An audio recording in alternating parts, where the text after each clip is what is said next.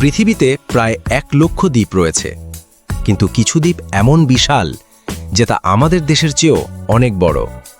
আজ আমরা জানব পৃথিবীর সবচেয়ে বড় দ্বীপ গ্রিনল্যান্ড সম্পর্কে, যা বাংলাদেশের প্রায় 14 গুণ বড়। গ্রিনল্যান্ডের আয়তন 2,16,610 বর্গ কিলোমিটার, বাংলাদেশের চেয়ে 14 গুণ বড়।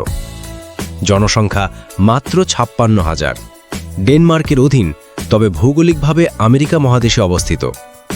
ইতিহাস ও গঠন। গ্রিনল্যান্ড গঠিত হয়েছিল 40 লক্ষ বছর আগে। 986 সাল থেকে ভাইকিংদের আবাসস্থল।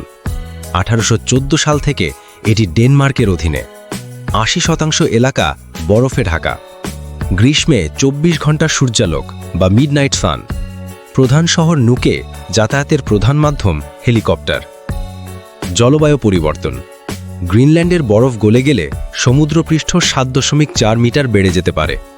2003 থেকে 2023 সাল পর্যন্ত এখানে 3.5 ট্রিলিয়ন টন বরফ গলে গেছে।